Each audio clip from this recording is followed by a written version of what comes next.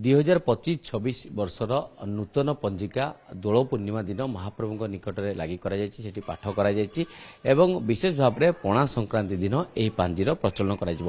କିନ୍ତୁ ଏହି ଚଳିତ ବର୍ଷର ଏହି ପଞ୍ଜିକାରେ ବିଶେଷ ଭାବରେ ପ୍ରାକୃତିକ ବିପର୍ଯ୍ୟୟ କ'ଣ ରହିଛି, ଅର୍ଥନୈତିକ ସ୍ଥିତି କ'ଣ ରହିଛି ଏବଂ ତା ସହିତ ଦରଦାମ ବୃଦ୍ଧି କିଭଳି ରହିଛି, ଏହି ସମ୍ପର୍କେ ଜାଣିବା ଆମ ସହିତ ଜ୍ୟୋତିର୍ବିଦ ପଣ୍ଡିତ ହରିଶଙ୍କର ମିଶ୍ର ଅଛନ୍ତି, ତାଙ୍କର ସବିଶେଷ ଜାଣିବା। ହରିୟାଣା ଯଦି କହିବା ତେବେ ଚଳିତ ବର୍ଷ ପ୍ରାକୃତିକ ବିପର୍ଯ୍ୟୟ କ'ଣ ଅଛି, ମରୁଡ଼ି କେମିତି ରହିଛି, ଭୂକମ୍ପ ରହିଛି, କ'ଣ କ'ଣ ତା ସ୍ଥିତି ରହିଛି ଚଳିତ ବର୍ଷ ପଞ୍ଜିକାରେ? ଜୟ ଶ୍ରୀ ଜଗନ୍ନାଥ। ଆଗାମୀ ପଣା ସଂକ୍ରାନ୍ତି ଠାରୁ ପ୍ରଚଳିତ ହେଉଥିବା ପଞ୍ଜିକାମାନ ସବୁ ବଜାରକୁ ଆସିଯାଇଛି। ଅନେକ ସଂଖ୍ୟାରେ ପଞ୍ଜିକା ଆସିଥିଲେ ମଧ୍ୟ ଯେଉଁ ପଞ୍ଜିକାକାରଙ୍କର ଗଣନା ପୂର୍ବରୁ ସଠିକ୍ ବୋଲି ପ୍ରମାଣିତ ହୋଇଛି, ସେହି ପଞ୍ଜିକା ଆଧାରରେ ଚଳିତ ବର୍ଷ ପ୍ରବଳ ଗ୍ରୀଷ୍ମ ପ୍ରବାହ ହେବା ଫଳରେ ଅନେକ ଅଂଶୁଘାତ ମୃତ୍ୟୁ ବା ଜୀବଜନ୍ତୁମାନେ କଷ୍ଟ ଭୋଗିବାର ସମ୍ଭାବନା ରହିଛି। ଦ୍ୱିତୀୟତଃ ଜୁଲାଇରୁ ନଭେମ୍ବର ଏବଂ ଜାନୁଆରୀରୁ ମାର୍ଚ୍ଚ ମଧ୍ୟରେ ପ୍ରାକୃତିକ ବିପର୍ଯ୍ୟୟ, ଭୂସ୍ଖଳନ ଆଦି ଅନେକ ପ୍ରାକୃତିକ ବିପର୍ଯ୍ୟୟ ହେବାର ମଧ୍ୟ ସୂଚନା ରହିଛି।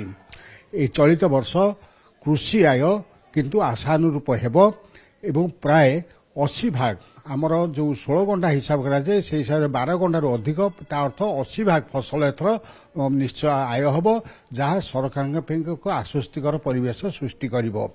ଏତଦ୍ବ୍ୟତୀତ ଚଳିତ ବର୍ଷ ଭାଦ୍ରବ ପୂର୍ଣ୍ଣମୀ ଏବଂ ଦୋଳ ପୂର୍ଣ୍ଣିମା ଦୁଇଟି ଚନ୍ଦ୍ରଗ୍ରହଣ ସଂଘଟିତ ହେବ। ଚଳିତ ବର୍ଷ ବୃହସ୍ପତି ଶୁକ୍ର ବୃଷ ଘର ତ୍ୟାଗ କରି ମିଥୁନ ଘରକୁ ପ୍ରବେଶ କରିବେ। ଏ ବର୍ଷ ବାତ୍ୟା ବନ୍ୟାର ମଧ୍ୟ ପ୍ରକୋପ ରହିଛି। ସର୍ବୋପରି ଏ ବର୍ଷ ଯେହେତୁ ହନୁମାନଙ୍କ ଲାଙ୍ଗୁଳରେ ନିଆଁ ରହିଛି, ଆମର ଅଗ୍ନି ଉତ୍ତାପ ବା ସୌରତାପ ହନୁମାନଙ୍କର କେଉଁ ଅଙ୍ଗରେ ଅଗ୍ନି ରହିଛି ତାହାକୁ ଥରେ ନିର୍ଦ୍ଧାରିତ ହୋଇଥାଏ। ଚଳିତ ବର୍ଷ ହନୁମାନଙ୍କ ଲାଙ୍ଗୁଳରେ ଅଗ୍ନି ରହିଥିବାରୁ ଅନେକ ମାନେ ବନାଗ୍ନି ପ୍ରକୋପ ସୃଷ୍ଟି ହେବ, ଗୃହଦାହ ହେବ ଏବଂ ସର୍ବୋପରି ତାପମାତ୍ରାରେ ଅତିରିକ୍ତ ବୃଦ୍ଧି ପାଇବ ଏବଂ ନିଶ୍ଚିତ ଭାବରେ ଅନେକ ଅଂଶୁଘାତରେ ଲୋକ ସମ୍ମୁଖୀନ ହେବେ।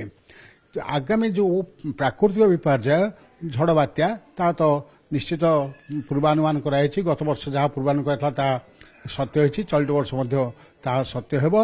କିନ୍ତୁ ଯେହେତୁ ଆମର ଫସଲ ଭଲ ରହିବ, ଦରଦାମ ପ୍ରଥମରେ ଅନିୟନ୍ତ୍ରିତ ରହିଲେ ମଧ୍ୟ ପରବର୍ତ୍ତୀ ପର୍ଯ୍ୟାୟରେ ସରକାର ଦୃଢ଼ ପଦକ୍ଷେପ ନେବା ଫଳରେ ତାହା ସାମାନ୍ୟ ନିୟନ୍ତ୍ରଣକୁ ଆସିବା ଫଳରେ ନାଗରିକମାନେ କିଛିଟା ଆଶ୍ୱସ୍ତ ହେବାର ସୂଚନା ରହିଛି।